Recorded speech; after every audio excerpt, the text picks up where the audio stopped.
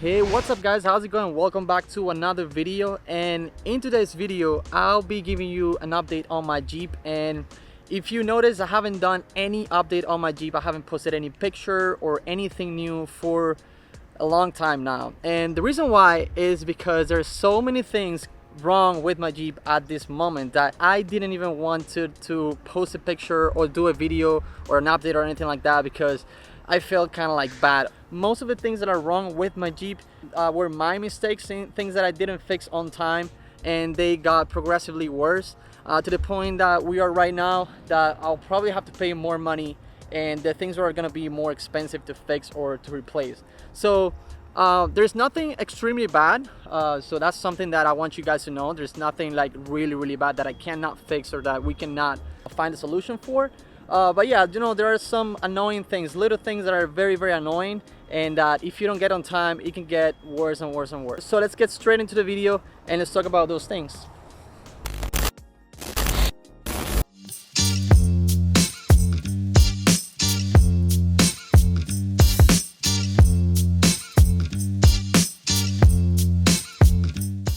Alright, so starting with problem number one, probably the biggest problem that I have on my Jeep right now. Let me show you something real quick. So if you look at these tires right here, they look really good. I mean, like, I got these tires how long ago? 2 years ago, and I would say they're probably a 70% or 75% of thread left on these tires, and they are really good. That's something that I love about these tires in general. They are really good. They have really good reviews in terms of durability.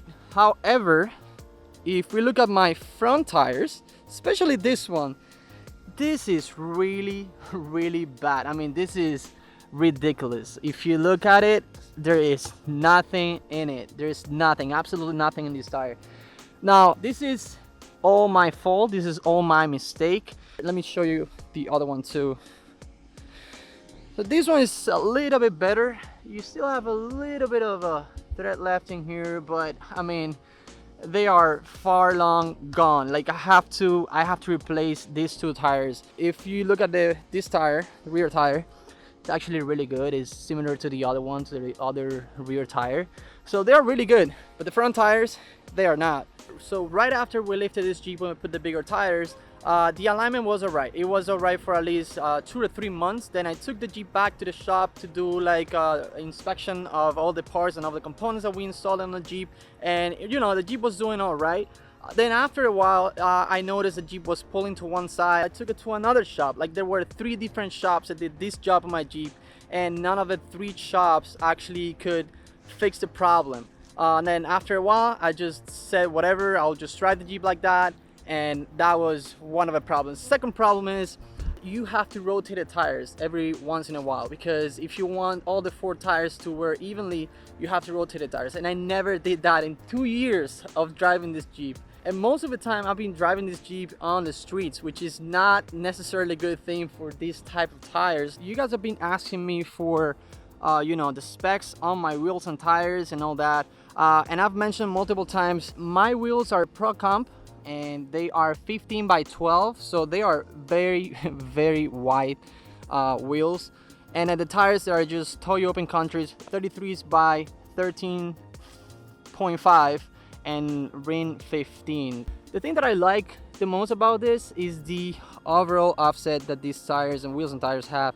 If you look at it, like, this fender flare is like, what, I would say like 3 to 4 inches more or less, and then the tire stick out, I would say another 2 or 3 inches. And in the rear it's the same thing. You have the fender flare, which is like probably 2 inches away from the body, and then you have probably like 2 more inches or 1 inch, one and a half inch the tire sticking out. So yeah, it's fairly aggressive, and you know, for a 33-inch tire, it looks really good on the Jeep. Alright, so moving on, another thing is rust, and as you guys can see, all this area it's painted.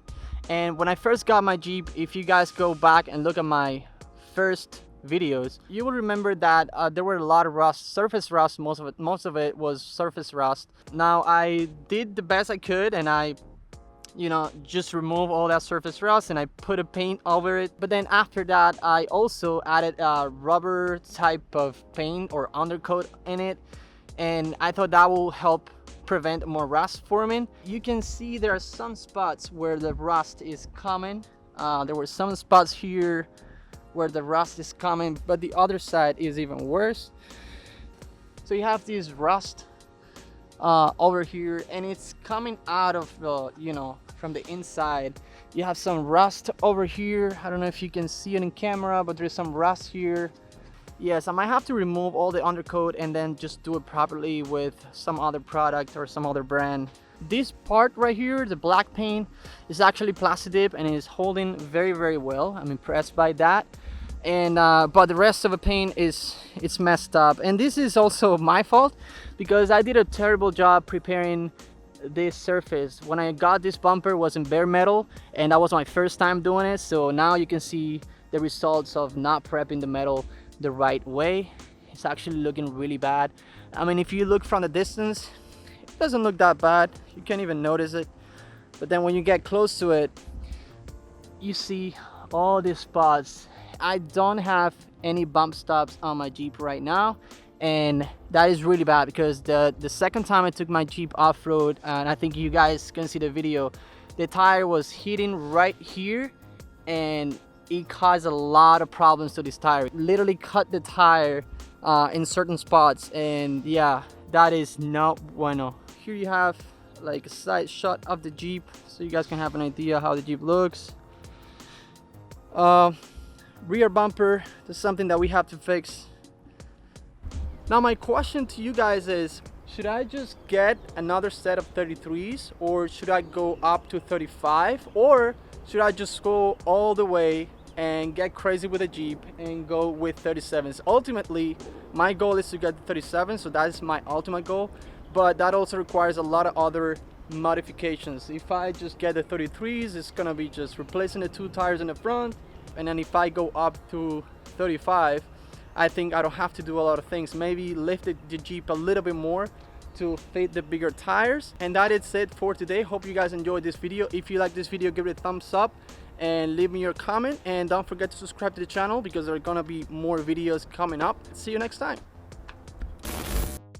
Also guys, if you know what this noise is, just put it in the comments because I don't know what it is. I might think it's a wheel bearing going bad or something like that, but it started doing it a couple weeks back, and I still don't know what it is. I checked the suspension to see if there was some loose bolt or something like that, but everything looks fine to me, so I don't know what it is. Just take a listen and let me know what you guys think it is.